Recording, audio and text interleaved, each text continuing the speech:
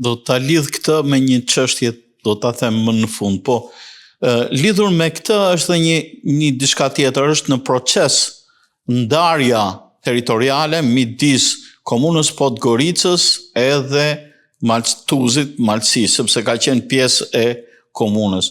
Po megjithatë ky proces po zgjat shumë, po kërkohet mbledhje qeverishe të tjera me radhë, si gjykoni ju, si duhet bërë? Është shumë e vërtetë se komuna e Tuzit ka qenë si pjesë lokale, gjithsesi urbane e komunës Podgoricës. Sepse po ta marrësh këtu edhe gjeografikisht, domethënë nga qendra e Podgoricës deri qendrit e Tuzit është afërsisht 9 kilometra. Domethënë faktikisht sot po ta shifsh, pothuajse janë të përpiqura, domethënë edhe të ndeshur me njëra tjetrën, por me realizimin e komunës së Tuzit, gjithsesi Malësisë, ka pas shumë debate, ka pas shumë probleme, sepse Podgorica pretendon, domethënë, në shumë trull që i ka takuar gjithmonë, edhe pse Malësia, se mund të quajmë Malësisë, siç e thash, Tuzi është një qendër shumë e vogël në që se do të përmbahesh vetëm atyre kufive që ka përfshin Tuzi, por kufitë e Malësisë edhe më parë kanë qenë, domethënë, të kufizore, edhe pse nuk ka pas një ndarje territoriale që është zbatuar, por ama kufit kanë ekzistuar në një farë mënyrë. Por Podgorica që në kohën, domethënë, që në vitin 57, që i është marrë drejta që Malësisë të jenë, domethënë, komunë, ajo është zgjeruar në trojet shqiptare, ka bë aktivitete edhe biznesi, edhe vneshta, edhe tjera, është po ashtu edhe deponia mbeturinave, që sot, përveç sa deponia mbeturinash, ajo është edhe burim edhe parash. Është burim parash, burim ekonomik, dhe këta pretendojnë që ta bajnë më ma shumë. Por ajo që është ma mira, nuk e di se si do të ndajemi ne si komunë në këtë moment, e di se janë ba përpjekje jashtëzakonisht mëdha, domethënë tani sa vite, por ajo përfundimisht ka shkuar në arbitrazh. Dhe tani pritet vendimi nga Komisioni i Arbitrazhit dhe sipas asaj, domethënë, do të përcaktohen dhe do bëhet ratifikimi i kufirit mes Podgoricës. Ishte një koincidencë, po që ndoshta shpjegon edhe shumë gjëra.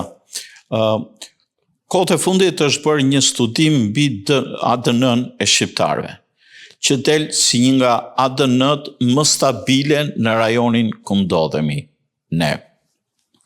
Por na rezulton që një haplogrup, nuk e maj mend, koincidon edhe në Njegoshit.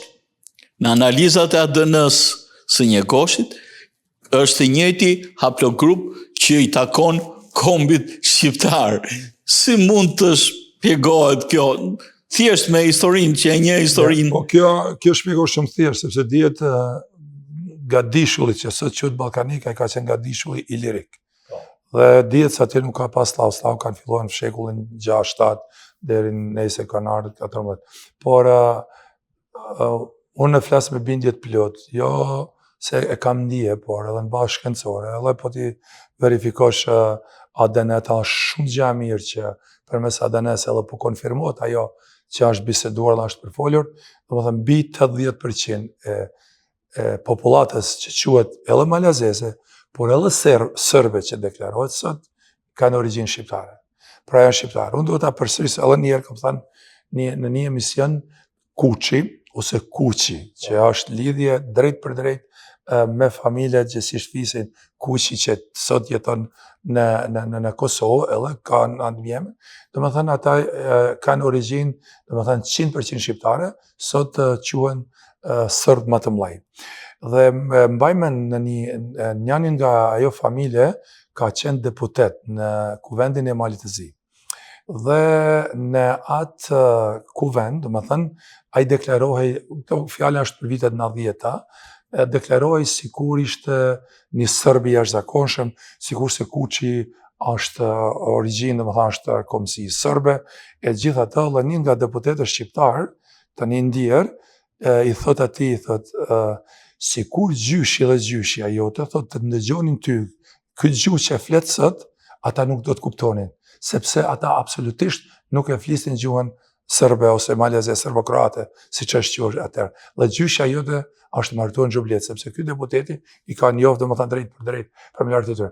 Pra kjo vërtet është mund të them edhe një tragjedi, se pse duhet ta kesh frikë të vërtetën dhe pse duhet të largohesh nga origjina jote, dhe unë thash absolutisht nuk është e çuditshme që një goshi ka origjinë shqiptare dhe shumë e shumë mund të thash mbi 80%, ndoshta edhe 85% të malazezve kanë origjinë shqiptare.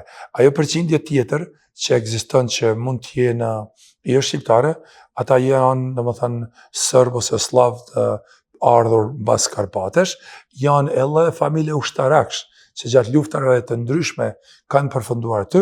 Unë kam parast edhe rus, domethënë familje shqiptare, familje që sot jetojnë në Malzi që kanë origjinë ruse, gjyshi thotë kam pas general, kam pas oficer. Edhe në Shqipëri një familje e minjohur nga jugu Shqipërisë, kemi përfaqësues të saj. Edhe këtu njëri nga djemtë kishte studuar origjinën e mbiemrit të vet, sepse nuk është karakteristike kolonjës, dhe i binte që ishte çekres. Pra ka ardhur si pjesë e ushtrisë turke dhe është vendosur aty. Po, këto raste ekzistojnë në Ballkan, domethënë gjithkund, domethënë malër nga luftat e ndryshme, sepse nuk është sikur në kohët e sotme shkon në luftë, supozohemi në Iran dhe mas muajt kthehesh përsëri, po nëse ke shkuar me dite, me vite. Jo vetëm aq, po Turqia e stimulonte, jepte tokë ose pagesë. Vetëm të vendosen aty. Pra, domethënë ajo është më tepër se normale, por nëse themi të shkojmë në thelbin e origjinës, domethënë gjitha ato tre janë tre shqiptare dhe ai kom është kom shqiptar. Bile ishte një politikan malazes, nuk më kujtohet se emri i tij, po ndoshta pas ma vonë. Imagjino, ai trumbetonte në kuvendin e Malzit, domethënë kjo ka qenë ndoshta një gjys vitit ose edhe trumbetonte si serb i shquar, si familje serbe, edhe dikush i kërkoi ta bante ADN-n, llaj nga siguria e jashtëzakonshme që unë jam serb dhe i doli që ishte shqiptar. Po deklaroi që ja, më doli shqiptar, pra u bë shumë qesharak. Këto çështje janë jashtëzakonisht shumë në farë mënyre është për të ardhur keq, se sot në kohën që neve jetojmë, në kohën e shkencës ku ka arrit, në kohën e teknologjisë, domethënë vetëm nëse je i verbër dhe nuk don të marrësh dituria mund të merret çdo kund dhe mund të flasim me fakte, pra jo nga hamendja ose të i bëjmë qefin vetvete se unë jam malazes. Për shembull, po të kesh rast ndonjëherë ta vizitosh Malin e Zi, dhe të shkosh domethënë në zonat përreth që janë pak më fshatare, por ata janë edhe më origjinal.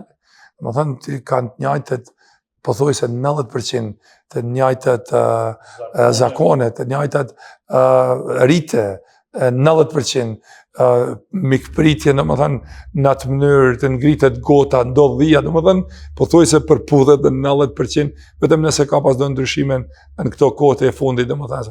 Pra, kjo është diçka që të lidhem me temën që jemi duke diskutuar. Partitë shqiptare duhet ta bëjnë detyrën e tyre, sepse kanë një detyrë dhe një barë jashtëzakonisht të rëndësishëm për ruajtjen e identitetit në ato troje. Sepse në qovë se humbet identiteti mas 50 vitesh, 100 vitesh, ajo populati do t'jetë kërcënim edhe për shtetin shqiptar. Sepse si që ka nëllë kërcënim, për shembull, shumë ushtarak ndoshta që kanë sulmuar Kosovën, që kanë krye veprime, domethënë genocidiale gjatë luftës viteve 98-99, shumë nga ata ndoshta kanë pas origjinë shqiptare. Edhe jam më tepër se i bindur që kanë pas origjinë shqiptare. Pra këta mund të bëhen armiku më i madh i kombit vet dhe i shtetit shqiptar. Kemi një shembull tjetër në historinë shqiptare për ta mbyllur, masakra apo genocidi ndaj popullsisë çame është kryer nga shqiptar Arvanidas. Arvanidas, 100%, shumë e vërtetë. Zerbas është Arvanidas. Kjo është arsyeja që po e them, sepse unë vërtet jam matematikan, por Historinë kur kam qenë i ri, vërtet nuk e kam pëlqyer sepse kam qenë i përqendruar më tepër në shkenca natyrore, matematik, fizik, gjeografi, astronomi e kështu me radhë, por historinë më tepër e kam studiuar, e kam lexuar, e kam mësuar, domethënë që në momentin kur fillova të rritem, kur fillova në gjimnaz, të pa domethënë shkeljet dhe është edhe vërtetuar se një njeri asimilon më shumë i rrezikshëm se një njeri i një kombi tjetër, sepse ai e den domethënë rëndësinë e kombit vet dhe nëse ai do të shkputet nga vetvetja, ai do të bëhet domethënë dy fish më armik për të justifikuar veten.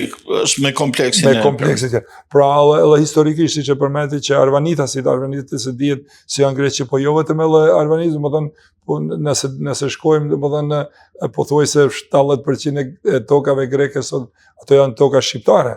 Dhe fatkeqësisht e shef edhe sot politikantë që janë në Greqi që janë pasardhës të shqiptarëve që kanë formuar Greqinë, edhe ata sot e kësaj ditë mbajnë ligjin e luftës ndaj shtetit shqiptar, ndaj vendit të origjinës.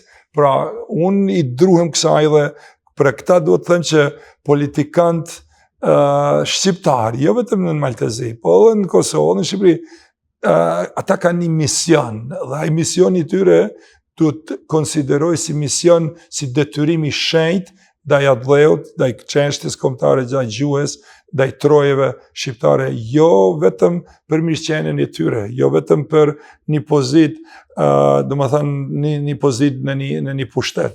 Më vjen shumë keq, po supozojnë kur partitë politike në fushatat elektorale mbahen dhe identifikohen vetëm me një amblem ose me një flamur të partisë.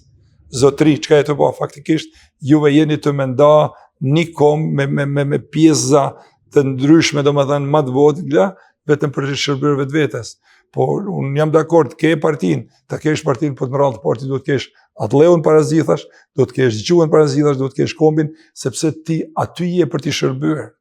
Asnjëherë nuk e shoh që ministrat tonë shqiptar, kudo që janë, në çdo cep të trodhë shqiptar, qoftë tek shqiptarët në Maqedoni, në Ilirit, qoftë në Kosovë, qoftë në Shqipëri, qoftë në Maltezi, nuk e kryejnë detyrën e tyre sikur ministra që do të thotë shërbëtor.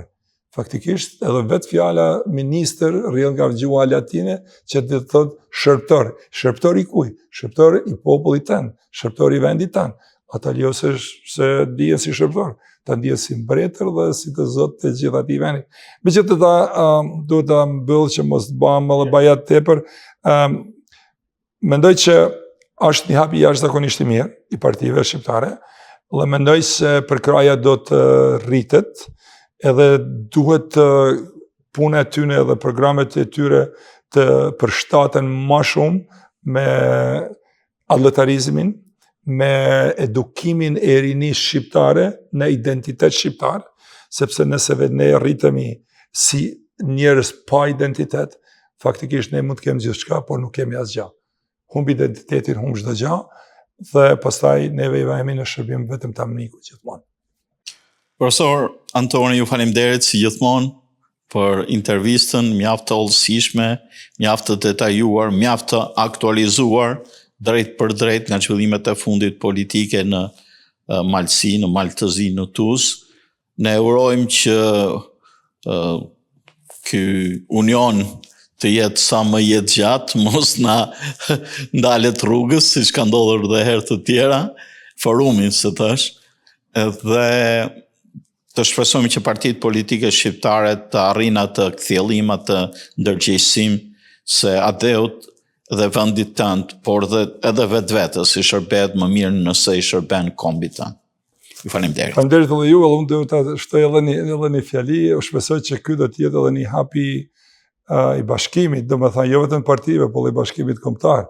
Neve si shtete, që si Shqipëri, Kosovë, në Malzi, gjithë pretendojmë dhe luftojmë të bashkohemi me Evropën, meqenëse jemi Evropë këtu, po pse nuk po pretendojmë të bashkohemi herë me vetvete, me njëri tjetrin. Le të bashkohemi me njëri tjetrin në radhë parë, herë pastaj do shkojmë edhe me të tjerët. Megjithatë, i përgëzoj për bashkimin, për bashkëpunimin dhe shpresoj të jetë një shembull pozitiv dhe ta shërbejnë për mirë, dhe më thënë shërbejnë për mirë për çështjen kombëtare dhe të jetë një diçka që vërtet do i sjellin gjana të mira vendindjes tonë që si është Malësisë Madhe dhe ma gjanë. Faleminderit edhe një herë. Profesor Antonio, faleminderit. Të dashur teleshikues të televizionit të shqiptarëve të Amerikës, sot në studio në emisionin tonë Argument kisha profesor Anton Lajçaj, mikun tim, me cilin ndam idetë për zhvillimet e fundit politike në Tuzë, në Maltëzi për krijimin e forumit shqiptar si një domosdoshmëri e kohës në shërbim të çështjes kombëtare të shqiptarëve edhe pse janë nën Maltëzi. Natë mirë.